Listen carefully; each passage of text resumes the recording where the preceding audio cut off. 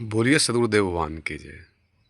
कोई शुभ कार्य में गांव घर समाज में कोई शुभ कार्य कर रहा हो और उसको कान में जाके बोले कि राम नाम सत्य है, तो आपको खैर रहने नहीं देगा।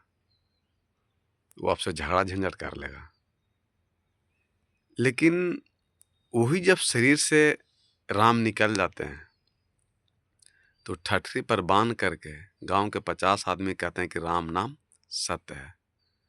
अब उसको राम नाम सत्य कह रहे हैं। पहले राम नाम सत्य कहने कहे तो वो आपको मारे दौड़ा चाहे लड़ा झगड़ा हो गया, लेकिन अब उसको राम नाम सत्य कह रहे हैं।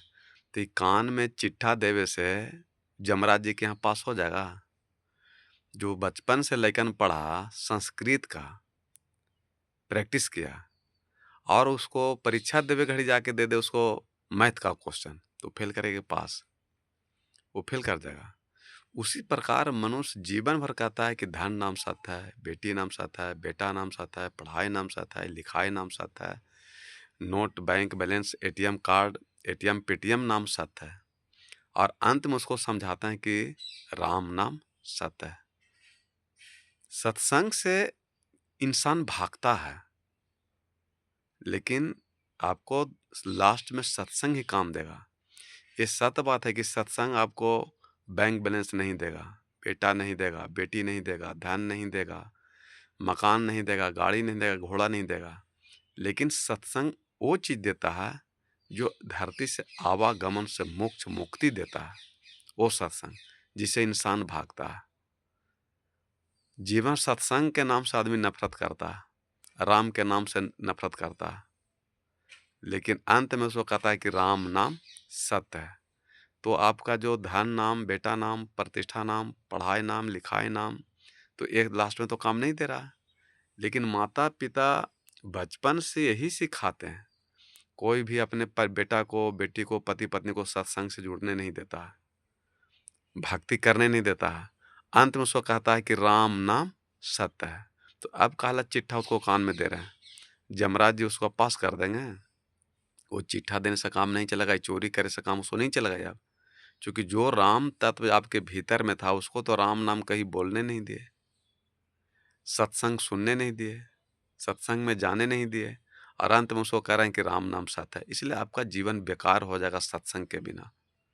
अब आदमी, इंसान घड़ी जितना भी लोग पूजा पाठ, व्रत, उपवास, गुरु बनाता है, वो सब धन्य, दौलत, नौकरी, सुख शांति के लिए बनाता है। लेकिन तन धरी सुखिया केहू न देखा, जिसको देखा दुखिए देखा। ये मनुष्य शरीर तन जो भी धरा है वो सब दुखी है। तो भजन भक्ति सत्संग से, पूजा पाठ व्रत उपवास से आपको सुख शांति नहीं मिलेगा, मोक्ष मुक्ति मिलेगा। धन दौलत तो आपको कमाने से मिलेगा, सुख शांति तो परिवार तर गम खाने से, झुकने से मिलेगा। अहंकार को घमंड नहीं करे तो सुख शांति मिलेगा। वो भजन भक्ति सत्संग से सुख शांति से कोई रिश्ता नहीं है, वो तो आपके व्यवहार से आएगा।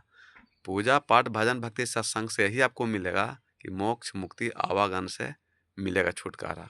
जो बार बार धरती पर आ रहे हैं और जा रहे हैं, 84 धारा में फसल, वो आपको मिलेगा। इसलिए राम नाम सत्य कोई जपने नहीं देता है, सत्संग से जुड़ता नहीं है, और कोई जुड़ता भी है तो उसका लोग विरोध करता है। तो कैसे लोग भजन भक्ति करेगा? कि भक्ति तो बहुत कठिन है। अगर कोई करोड़ में एकाध आदमी कोई करना भी चाहेगा तो उसका परिवार करने नहीं देगा। और पहले तो माता पिता को परिवार पति पत्नी करने नहीं देगा। अगर कोई करता भी है तो उसको लोग करेगा नहीं, विरोध हो जाएगा। इसलिए अंत में राम नाम सत्य बोलने से कोई फायदा नहीं है, चिट्ठा देने से कोई फायदा नहीं है। जीवन रहते भर में, परिवार को चलाते भर में, चलाते रहिए, कमाते रहिए, खाते रहिए, सुख शांति प्राप्त करते रहिए, और राम का नाम जपते रहिए, सत्संग करते रहिए, तो आपका जीवन उद्धार कल्याण हो सकता है। प्रेम से बोले सदगुरुदेव भगवान की जय।